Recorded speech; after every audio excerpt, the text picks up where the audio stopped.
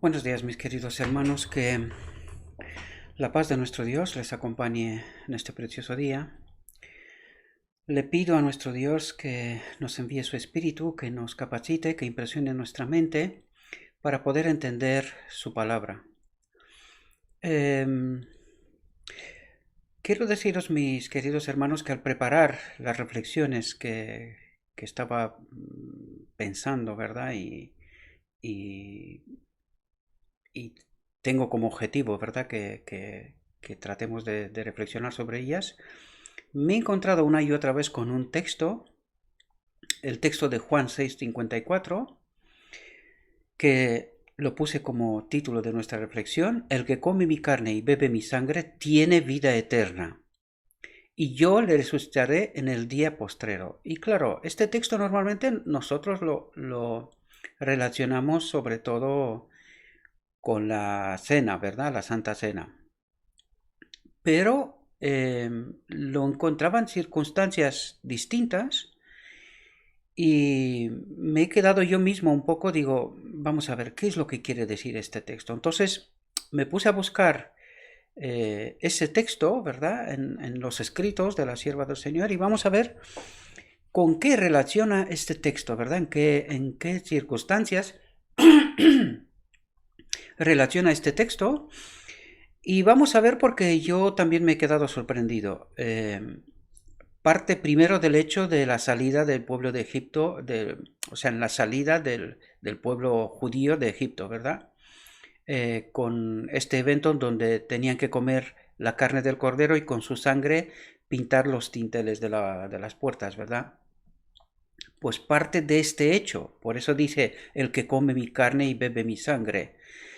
Vamos a ver que es una metáfora para poder entender otras realidades. Entonces he colocado unos cuantos textos para ver qué es lo que sacamos de todos esos textos.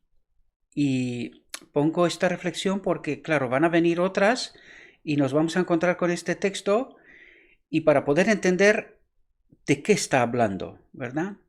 Y vamos a ver si podemos sacar unas conclusiones que nos ayuden a entender mejor de lo que hemos entendido hasta ahora el Juan 6:54, ¿verdad? Por lo tanto, vamos a entrar en los textos y a ver qué es lo que nos dice. Fijaos, para el creyente, Cristo es la resurrección y la vida. En nuestro Salvador se restaura la vida que se perdió por el pecado. Dice, en nuestro Salvador se restaura la vida que se perdió por el pecado, porque tiene vida en sí mismo para dar vida a quien quiera. Y fijaos lo que dice, porque es sorprendente. Después de decir, porque tiene vida en sí mismo para dar vida a quien quiera, dice, está investido del derecho a otorgar la inmortalidad. Por lo tanto, no es intrínseco en sí mismo, ¿verdad?, ese derecho, sino que lo sobreentendemos que es del Padre. Dice, está investido del derecho a otorgar la inmortalidad.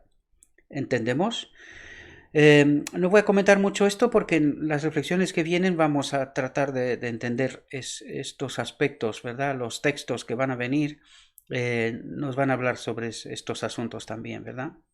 Y otros tantos. La vida que dio en la humanidad la retoma y la da a la humanidad. Y aquí debemos de entender de la vida que perdió Adán en Edén. En realidad viene Cristo con su vida y su victoria, retoma esa vida perdida, ¿verdad? Eso dice, y a través de su vida perdida también en la cruz, nos vuelve a dar a nosotros esa vida que Él ha perdido. Es decir, ese derecho de nuevo a la vida. Por eso nos envía el Consolador. Son textos muy profundos, pero no me quiero parar en esto porque ya lo hablaremos en adelante, ¿verdad? Pero claro, empezamos por aquí, por tanto, intenté explicar un poco de qué es lo que nos trata de decir. Yo he venido, dijo, para que tengan vida y para que la tengan en abundancia, como a través de su Espíritu, ¿verdad? El que beba del agua que yo le daré no tendrá sed jamás, pero el agua que yo le daré será en él un pozo de agua que brotará para vida eterna. Es decir, que de este agua que nosotros bebemos de él, nosotros podemos dar a otros de beber. Más o menos por ahí van las cosas, ¿verdad? Y otra vez utiliza el texto de Juan, ¿verdad? El que come mi carne y bebe mi sangre tiene vida eterna y lo resucitaré en el último día. Fijaos, su palabra debe ser nuestra guía en todas las cosas. Y si la pobreza viene porque nos atenemos a un sencillo "así dice el Señor", debemos acatarlo, incluso con la pérdida de todo lo demás. Este texto es muy sorprendente, ¿verdad? Porque hay que ser muy valiente y tener una fe bastante potente, ¿verdad? Para que realmente aceptes esa condición, ¿verdad? La pobreza, ¿verdad? Porque de eso nos está hablando. Dice, su palabra debe ser nuestra guía en todas las cosas. Y si la pobreza viene porque nos atenemos a un sencillo "así dice el Señor", debemos acatarlo, es decir, aceptar ser pobres, ¿verdad? Incluso con la pérdida de todo lo demás. Dice, todo lo demás. Esto es muy difícil, ¿verdad? De asimilar, porque todo lo demás puede significar muchas cosas, pero debemos de tener esa fe inquebrantable de que todo lo que renunciamos aquí se nos devolverá, ¿verdad? Esto, analizado en profundidad, es muy fuerte, ¿eh? Es muy fuerte. Es mejor tener pobreza en las cosas temporales, permanecer en Cristo y ser nutrido de su palabra, que es espíritu y vida. De eso va al fin de cabo esto y lo vamos a ver, ¿verdad? Una y otra vez va a repetir esto los textos, ¿no? No solo de pan vivirá el hombre, sino de toda palabra que sale de la boca de Dios. El mundo puede sonreír cuando les repetimos esto, pero es la palabra del Hijo de Dios. Él dice, el que come mi carne, la palabra que Cristo nos habla, entendemos ahora con qué relaciona, tiene vida eterna y lo resucitaré en el último día. La carne debía comerse, y pensad a la salida del Egipto, ¿verdad? No es suficiente que creamos en Cristo para el perdón de los pecados. Esto es muy interesante lo que dice aquí, porque esto está relacionado con la doctrina de los nicolaitas, ¿verdad? Y pensad aquí, no es suficiente que creamos en Cristo para el perdón de los pecados. Solo esa fe sin fundamento, ¿verdad? No sirve, eso es lo que está diciendo. Debemos por fe estar recibiendo alimento espiritual, dice, a través de su palabra, ¿verdad? Constantemente de él, a través de su palabra, me repito, perdón. Cristo dijo, si no coméis la carne del Hijo del Hombre y bebéis su sangre, no tendréis vida en vosotros. ¿Y cómo tendremos vida en nosotros? A través de su palabra. Vamos a ver, luego comentaremos de por qué una y otra vez pasa lo mismo como cuando tenían que mirar la serpiente en el desierto, ¿verdad? Mirar y vivir. Pues aquí nos dice asimilar la palabra, pero ¿por qué nos dice esto constantemente? Luego lo hablaremos, ¿verdad? Los seguidores de Cristo deben asimilar, dice, la palabra de Dios para que se convierta en el motor de la vida y la acción. Entendemos, es justo lo que trataba de deciros antes, ¿verdad? Dice, debemos asimilar, es decir, no solamente leer, sino profundizar, estudiarla y entenderla en profundidad, ¿verdad? Por eso dice asimilar, es decir, que sea parte de nosotros, ¿verdad? La palabra de Dios para que se convierta en el motor de la vida y la acción, ¿verdad? Que todas nuestras decisiones sean tomadas correspondiente a su palabra, a su voluntad.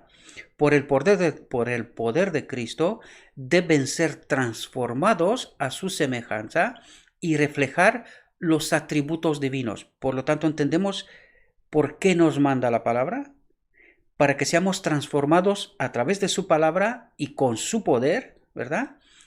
A su semejanza y reflejar, dice, los atributos divinos. En realidad nos está hablando de que a través de su palabra, el Espíritu, su Espíritu, hace esa limpieza del templo, lo que venimos hablando Daniel 8:14, ¿verdad? Una y otra vez. Y una vez que esté en nuestro templo, vamos a tener estos atributos divinos. Esto es profundo, pero os lo explico para que entendamos a qué hace referencia, ¿verdad? Al final del día de la expiación, al fin de cabo. A través de la palabra de Dios vais a ver que una y otra vez nos manda al final del día de la expiación, porque esta es la solución de Dios, no hay otra, ¿verdad? Nuestro Señor ha dicho, si no coméis la carne del Hijo del Hombre y bebéis su sangre, no tendréis vida en vosotros, porque mi carne es verdadera comida y mi sangre es verdadera bebida. Y aquí nos lo explica. A la muerte de Cristo le debemos incluso esta vida terrenal. Aquí vamos a averiguar algo muy interesante. Dice, el pan que comemos, normalmente, ¿verdad? Es la compra de su cuerpo quebrantado. El agua que bebemos, de su sangre derramada. Por lo tanto, relaciona el pan y el agua que bebemos de todos los días, ¿verdad? Con su sacrificio, ¿verdad? Con su sangre, en fin, lo relaciona con su sacrificio. Dice, nadie, santo o pecador, es decir, todo ser viviente de este planeta, ¿verdad? Hombres, todo hombres me refiero. Nadie, santo o pecador, come su alimento diario, sino que es alimentado por el cuerpo y la sangre de Cristo. Por lo tanto, nuestra comida, cada vez que nos juntamos a comer, ¿verdad? Lo relaciona con el cuerpo y la sangre de Cristo, con lo que nosotros llamamos Santa Cena en realidad, pero que, en fin, aquí hay mucho que hablar, pero no me voy a parar en este asunto porque es otro tema para otro momento, ¿verdad? Pero vamos a ver que la comida, la mesa que comemos, la comida que comemos, cada vez que comemos lo relaciona con el cuerpo y la sangre de Cristo, con su sacrificio, con la Santa Cena, ¿verdad? La cruz del Calvario está estampada en cada pan, se refleja en cada manantial de agua. La luz que brilla en ese servicio de comunión hace sagradas las provisiones para nuestra vida diaria. Cuando dice comunión es cuando nos juntemos en la mesa, ¿verdad? La Santa Cena fue una comunión porque se juntaron todos y comieron de lo mismo, pan y mosto, ¿verdad? La mesa familiar se convierte en la mesa del Señor y cada comida en un sacramento. Por lo tanto, entendemos dónde está el auténtico sacramento, ¿verdad? Nosotros hemos hecho un sacramento en la iglesia, pero aquí nos dice que cada comida, cada vez que nos reunimos a comer, es un sacramento. En realidad, este es el auténtico sacramento, ¿verdad? Acerca de nuestra naturaleza espiritual, Jesús declara, el que come mi carne y bebe mi sangre tiene vida eterna. Al recibir su palabra, al hacer las cosas que Él ha mandado, nos convertimos en uno con Él. ¿Entendemos aquí lo que está diciendo? Dice, al recibir su palabra, y una vez que recibimos, al hacer las cosas que Él ha mandado, nos convertimos en uno con Él. Por lo tanto, nos convertimos en uno con Él en obediencia. Antes habéis visto que decía, solo con la fe, una fe sin fundamento, ¿verdad? Sin esta obediencia, no sirve. Pues aquí nos dicen, nos convertimos en uno con Él solamente cuando estamos en obediencia, ¿verdad? El que come mi carne, dice, y bebe mi sangre, en mí permanece y yo en él. Como me envió el Padre viviente, yo vivo por el Padre, asimismo el que me come, él también vivirá por mí. Cuando la fe contempla el gran sacrificio de nuestro Señor, el alma asimila la vida espiritual de Cristo. Cada servicio de comunión, de comer, de juntarnos de comer, forma una conexión viva por la cual el creyente está vinculado con Cristo y por lo tanto con el Padre. Aquí hay cosas muy profundas, ¿verdad? Pero como hay mucho texto, porque lo que nos interesa ahora es con qué relaciona ese texto de Juan, ¿verdad? Vamos a pasar por todos los textos, pero yo os invito que cada texto vosotros reflexionéis con profundidad sobre él, porque hay muchas cosas, ¿verdad? Y aquí podríamos pararnos unas cuantas horas. Sin exagerar, unas cuantas horas podríamos hablar de todo lo que vamos a ver ahora mismo, ¿verdad? En esta reflexión. Al recibir el pan y el vino que simbolizan el cuerpo quebrantado de Cristo y la sangre derramada, en la imaginación dice, somos testigos de la lucha por la cual se obtuvo nuestra reconciliación con Dios, con el Padre, ¿verdad? Cristo se presenta crucificado entre nosotros. El pensamiento del Calvario despierta emociones vivas y sagradas en nuestro corazón. El orgullo y el culto a uno mismo no pueden florecer en el alma que mantiene frescas en la memoria las escenas del Calvario. Es decir, uno se abandona a sí mismo, dejamos de pensar en nosotros, ¿verdad? Si no estamos pensando en lo que Cristo ha hecho y por qué ha hecho lo que ha hecho, ¿verdad? Aquel que contemple el amor incomparable del Salvador se transformará en carácter. ¿Entendemos cómo se transforma nuestro carácter? A través de la palabra, a través de mirar al Salvador, ¿verdad? Y entender lo que he hecho y por qué he hecho lo que he hecho, ¿verdad? Saldrá para ser una luz para el mundo, para reflejar en algún grado este amor misterioso. Y esta es la motivación de por qué salimos con todas esas reflexiones, ¿verdad? No tiene ninguna intención egoísta, sino a compartir verdades, realidades, cuestiones que no contemplamos y sobre todo preparar este pueblo final que verá a su Redentor venir sobre las nubes de los cielos, ¿verdad? La carne debía comerse, otra vez lo dice haciendo referencia a Egipto, ¿verdad? Ni siquiera es suficiente que creamos en Cristo para el perdón de los pecados. Por fe debemos recibir constantemente fuerza espiritual y alimento de Él a través de su palabra. Por lo tanto, otra vez nos dice que ni siquiera es suficiente que creamos en Cristo. Dice, ni siquiera es suficiente que creamos en Cristo. Apela a esta fe sin fundamento, ¿verdad? Para el perdón de los pecados. Dice, por fe debemos recibir constantemente fuerza espiritual, es decir, conectarnos con su espíritu y alimento de Él a través de su palabra, ¿verdad? Es así como nos conectamos con ese espíritu y es así como se hace la limpieza, es así como se transforma el carácter. Cristo dijo, si no coméis la carne del Hijo del Hombre y bebéis su sangre, no tendréis vida en vosotros. El que come mi carne y bebe mi sangre tiene vida eterna, pero ahora entendemos a qué hace referencia cuando dice tiene vida eterna.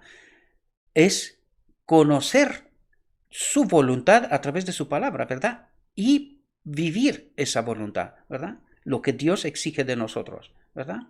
Y para explicar su significado dijo, las palabras que yo os he hablado son espíritu y son vida. Fijaos, metáfora profunda para entender más todavía de eso, ¿verdad?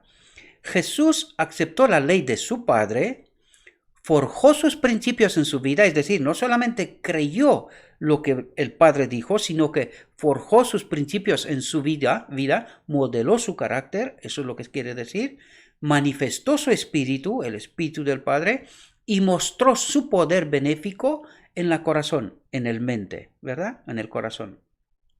Dice Juan, el Verbo se hizo carne y habitó entre nosotros, y vimos su gloria, la gloria como del unigénito del Padre, lleno de gracia, de su espíritu y de verdad, ¿verdad? Los seguidores de Cristo deben ser partícipes de su experiencia. Esto es clave, ¿eh? Quedémonos con esto, atentos a este texto porque esto es clave. Dice, los seguidores de Cristo deben ser partícipes de su experiencia, vivir su vida, eso es lo que quiere decir. Deben recibir y asimilar la palabra de Dios para que se convierta en el motor de la vida y la acción. Por el poder de Cristo deben ser transformados a su semejanza, ¿verdad? Ese carácter que decíamos, y reflejar los atributos divinos, es decir, que el Espíritu Santo vuelva a habitar en nosotros. Esta reconexión, Apocalipsis 19, ¿verdad?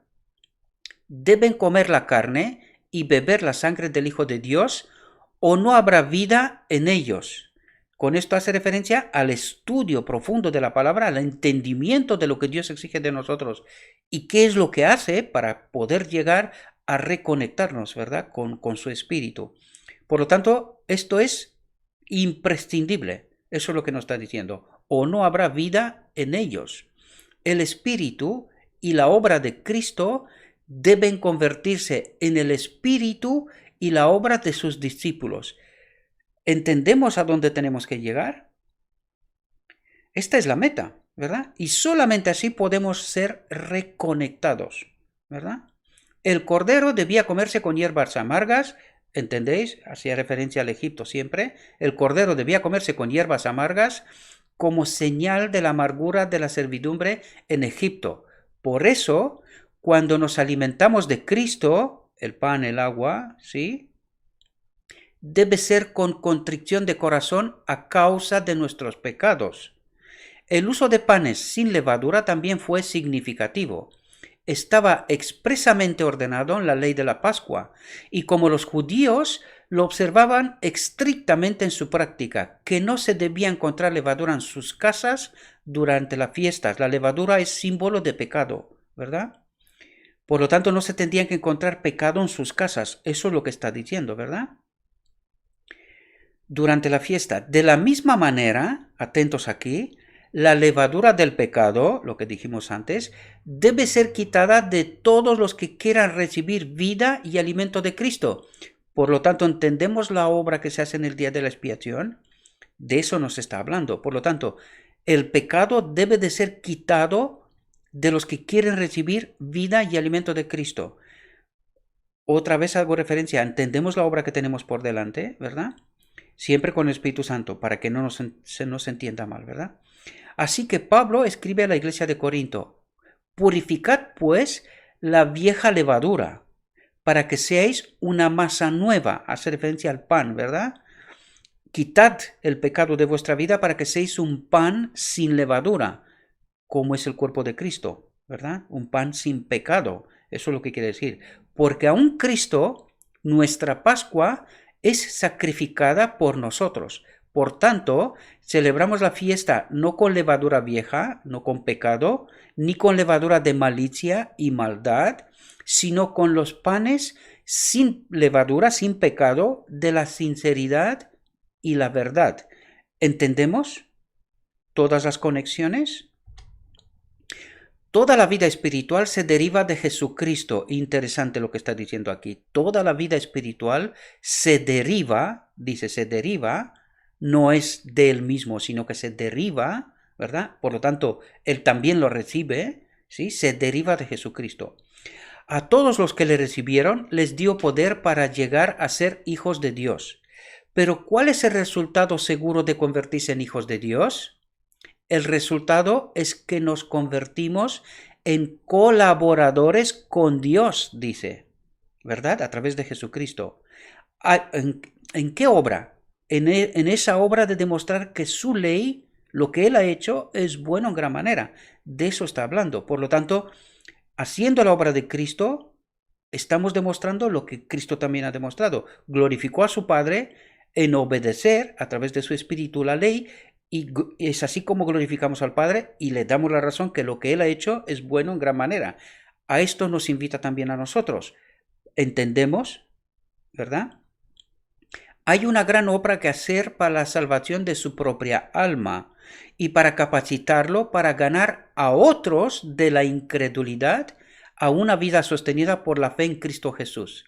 De cierto os digo, el que cree en mí, y es así como sale el texto, dice, con una fe casual, sin fundamento, la de los nicolaitas, lo relaciono para que entendamos, ¿verdad? Dice, no, con una fe permanente que obra por el amor y purifica el alma.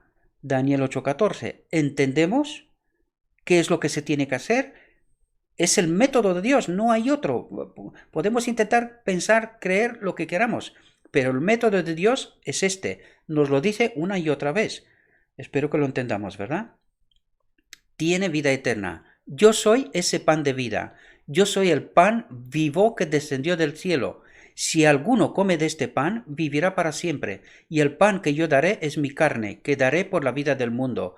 Si no coméis la carne del Hijo del Hombre y bebéis su sangre, no tenéis vida en vosotros. El que come mi carne y bebe mi sangre, tiene vida eterna, y lo resucitaré en el último día. Es el espíritu que da vida, la carne para nada aprovecha. Las palabras que yo os he hablado son espíritu y son vida. Hace relación al final del día de la expiación, ¿verdad? Pero hay algunos de ustedes que no creen. ¿Qué es lo que no creen? Esto, lo que se tiene que obrar al final del día de la expiación. Por eso está diciendo, pero hay algunos de ustedes que no creen, porque Jesús sabía desde el principio quiénes eran los que no creían y quién le iba a entregar. Aquí hace referencia a Judas, ¿verdad?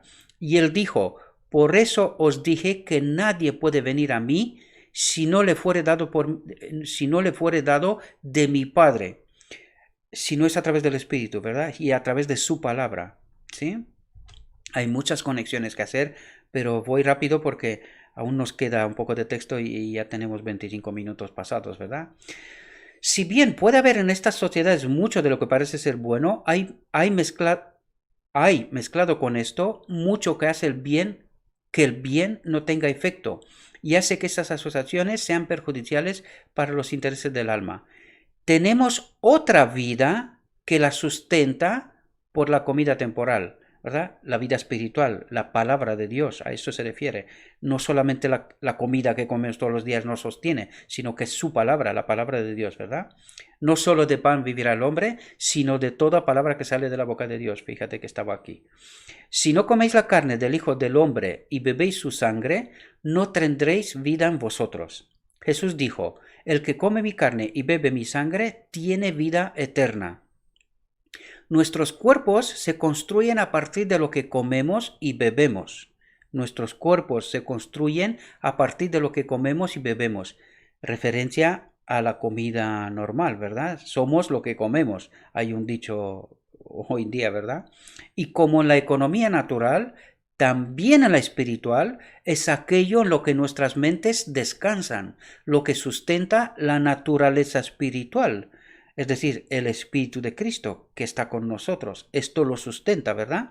Es aquello en lo que nuestras mentes descansan, lo que sustenta la naturaleza espiritual. Nuestro Salvador dijo, el Espíritu es el que da vida, la carne para nada aprovecha. Las palabras que yo os he hablado son espíritu y son vida. La vida espiritual debe sustentarse en la comunión con Cristo a través de su palabra, ¿verdad? La mente debe pensar en ello, el corazón debe estar lleno de él.